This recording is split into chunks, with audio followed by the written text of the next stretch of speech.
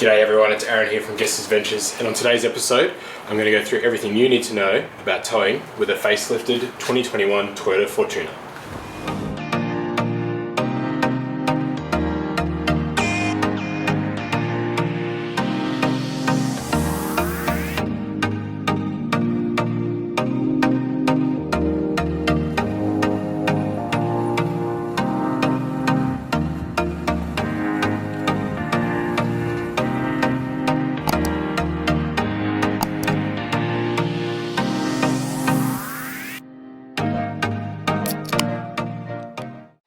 Okay, so first things first, weights. There's a number of weights you need to be cognizant of prior to towing the vehicle. So first thing is the tow capacity.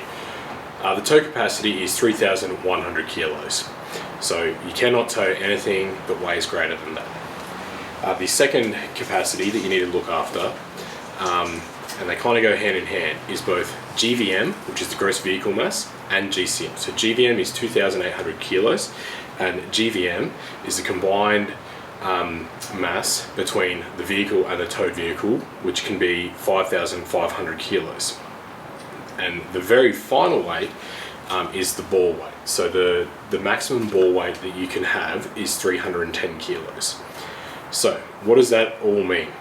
Basically speaking, the weight of the car plus the ball weight and the towed vehicle cannot exceed 5,500 kilos unless you get a GVM upgrade. And from my understanding, there's only one kit available, and it's not available in Western Australia to do, and that will alter those figures once it's engineered. It's obviously, once you enter that sort of realm, the engineering and the legalities behind it become quite significant. Other things that you need to know about towing. So there is a break-in schedule with a new vehicle. So 800 kilometers you have to do in the vehicle prior to towing to assist with the breaking in of seals and everything like that, and the suspension prior to overloading the vehicle. If this isn't adhered to, obviously you can have some issues with your warranty with Toyota and things like that. With regard to actual towing weights, so 750 kilos is the magical number between when you can tow just a box trailer without any brake controls or anything like that, or moving into the realm of requiring some form of braking for the trailer. A lot of camper trailers now have electronic brakes, and some of the larger ones that you go will go into the hydraulic ones. So this vehicle I had fitted with a Red Arc Tow Pro Elite, and had it fitted into the trim on the dash. Some people like to put it between both driver and passenger, so if there's a sort of a sway emergency where that button's going to need to be hit for the emergency braking, the passenger can assist. I myself put it on the right hand side, I'll show you in a second, of the steering wheel, so I can control it from there. But in this car there's about 10 different spots that you can put it quite easily. So after you've dealt with all the stats related to weights, the next thing is to know which mode to drive the vehicle in. So it's quite simple. So through the drivetrain, you'll select sports mode, and then once the car's started up, you'll slide the vehicle into the transmission into S4 mode, which is sports 4. And what that is basically it elongates the gears to drive through the transmission a little bit further than it does in sort of the economical gears and stuff like that. It is a 6-speed automatic, and it does have 2 overdrive gears. So the special number about the 4 is that is the 1-to-1 gear ratio within the gearbox. So quite simply, to get in there, start the vehicle, not too hard. Sports mode on. Days after he was last seen. Radio off. Sling down into drive, and then hit over to the right, and then on the dash you should see sports mode and then S4 written on the dash, and all your little alarms will go off because I'm too close to the wall in front of you. So the predominant reason for driving in sports mode in the drive line, as well as the transmission being in S4, is to prevent overheating of the gearbox. It also allows a little bit of feasibility and flexibility to engine brake whilst descending hills and stuff like that. The biggest issue that the the Fortuners have is they have a tendency to sort of seek a gear and bounce up and down. And anyone who knows, who's driven an automatic before, that's when the transmission temperatures rise. So selecting that fourth gear means that you'll be in the non-overdrive gears from word go, and then you can drive the speed you're after. In Western Australia, the legal towing limit is 100 kilometers an hour, period. There's no questions asked with that. With regards to some of the other states, I think it's if your combined load is over 5 tonne or 5.5 tonne or something like that, it's a compulsory 100 kilometer hour speed limit as well, but I'm pretty sure you can tow at like 110 in some of the eastern states.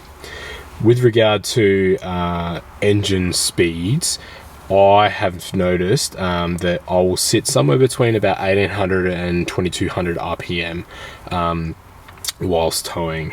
It does have a fair bit of pickup in the sports mode, rather than sort of like the more sluggish eco modes and stuff like that. But it is just another one of those things to look out for. Another interesting thing for those who are looking at towing with a Fortuner is obviously I've done a fair bit of work on the suspension as well as the towing so that we can tow the off-road caravan.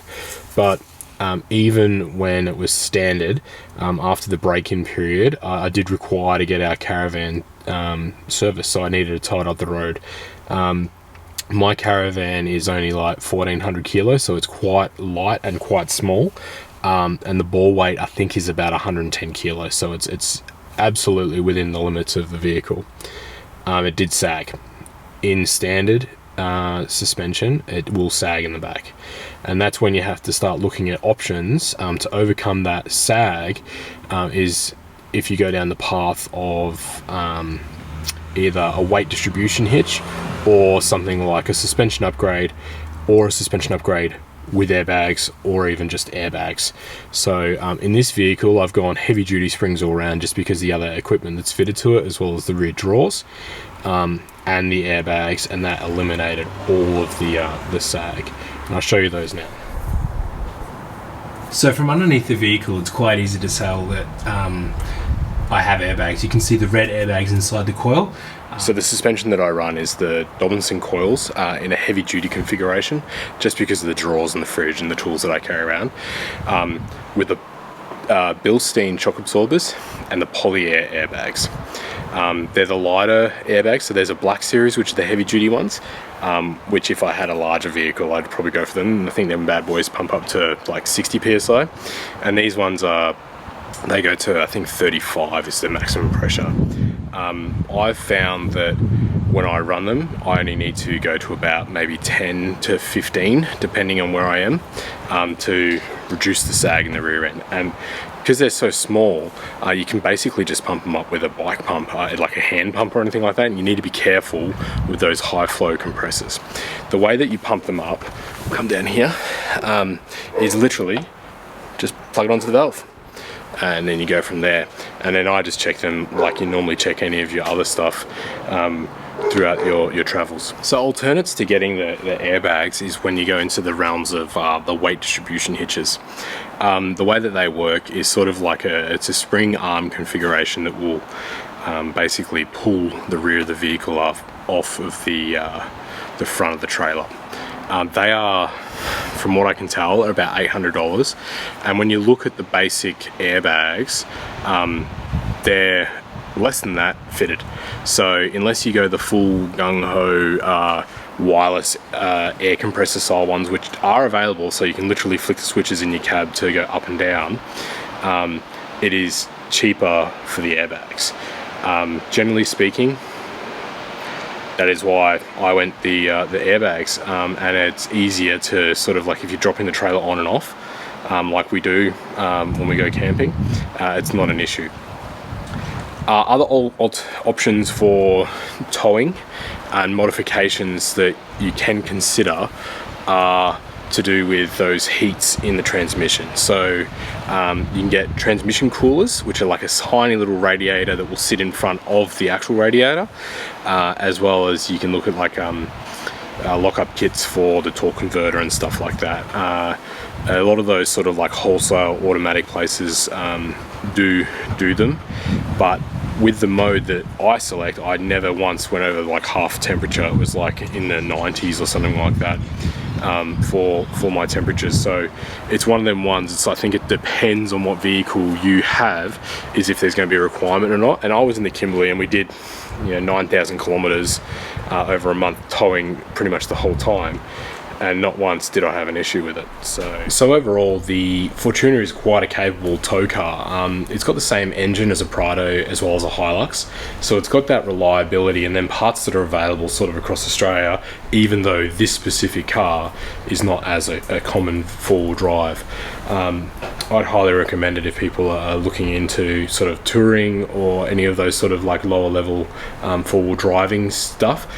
There's people who've done the Gibb River Road in them. People have towed 19 and a half, 20-foot caravans with it if they fall inside the range. It's possible. So we're looking at upgrading to maybe like a 17 or an 18 foot eventually, and this will be the tugboat for that for the near future.